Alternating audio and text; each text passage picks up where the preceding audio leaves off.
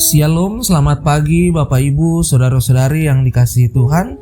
Hari ini Rabu 16 April 2025. Saya mengajak kita semua untuk mengikuti renungan harian yang dikeluarkan oleh Sinode GKO dengan tema Pilatus menjatuhi hukuman mati kepada Yesus. Mari kita berdoa.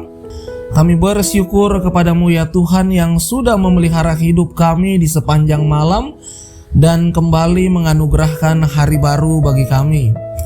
Mengawali hari ini kami mau mendengarkan firman Tuhan yang kami percaya akan menjadi pedoman dalam hidup kami di sepanjang hari ini.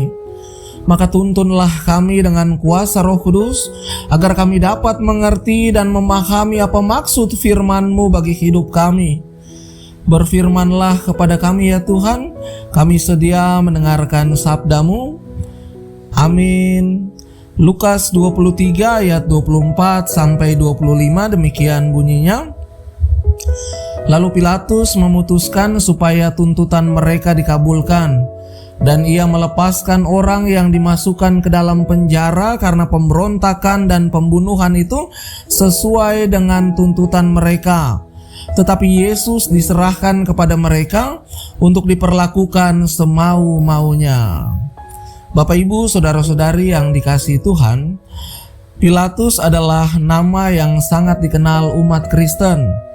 Pada setiap peringatan kematian Tuhan Yesus, tokoh Pilatus selalu menjadi tokoh yang disorot karena ia adalah tokoh penguasa yang mengeksekusi penyaliban Tuhan Yesus.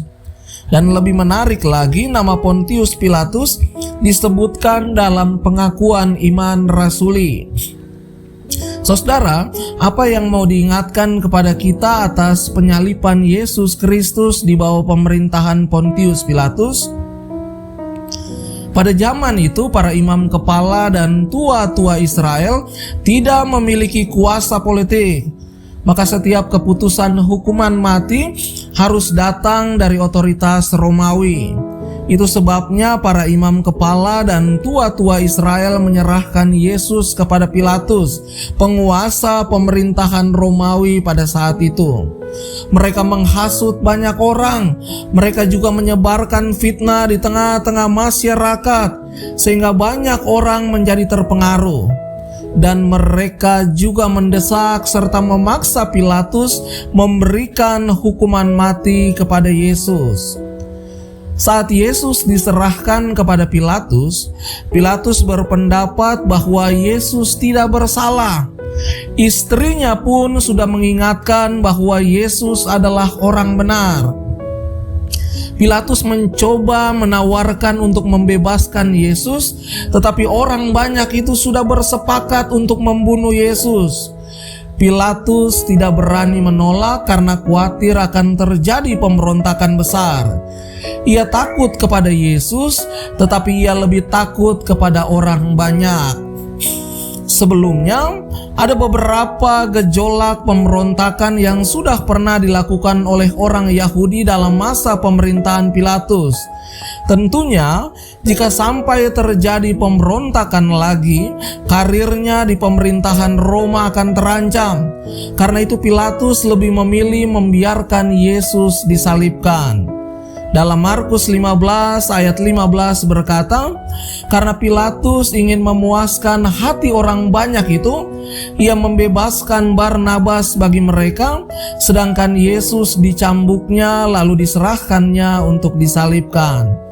Bapak Ibu Saudara yang dikasihi Tuhan, sikap Pilatus ini sangat kontras dengan sikap Yesus yang rela kehilangan nyawa dan mengorbankan dirinya bagi kita orang berdosa.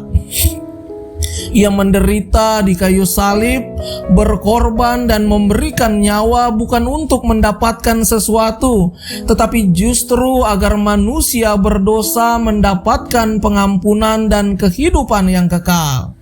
Salib Yesus adalah bukti kasih terbesar yang pernah ada di dalam hidup kita. Tuhan mengasihi kita semua apa adanya. Dalam keterbatasan kita dan dalam kekurangan kita, kasih Kristus kekal. Dia mengasihi kita lebih dari apapun. Saudara, saat ini apapun yang kita alami, apapun yang kita hadapi, mari pandanglah salib Yesus. Di salib Yesus ada pengampunan, di salib Yesus ada pengharapan, di salib Yesus ada semangat baru dan kasih setia. Tuhan membuka tangannya menyambut setiap kita yang mau datang kepadanya. Dia mau kita menyambut kasih-Nya supaya kita tidak hidup dengan patah semangat, supaya kita tidak hidup untuk sesuatu yang sia-sia, supaya kita tidak hidup dengan putus asa. Bahkan ketika penderitaan begitu berat menekan kita, Tuhan mau supaya kita selalu ingat. Ia mau supaya kita selalu sadar bahwa ada satu pribadi yang sungguh-sungguh mengasihi kita lebih dari apapun. Dialah Yesus Kristus Tuhan kita. Ingatlah ini, Tuhan sayang pada kita. Dia selalu sayang.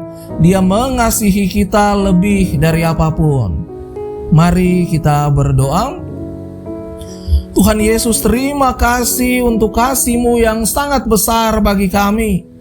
Mampukan kami untuk hidup di dalam kasih-Mu, sehingga kehadiran kami dapat menjadi jalan berkat Tuhan dalam perjumpaan kami dengan semua orang. Dalam nama Tuhan Yesus kami menyerahkan seluruh kehidupan kami di sepanjang hari ini. Amin. Selamat pagi dan selamat menjalankan aktivitas. Salam satu hati dari kami GKO Keroncong Permai. Shalom.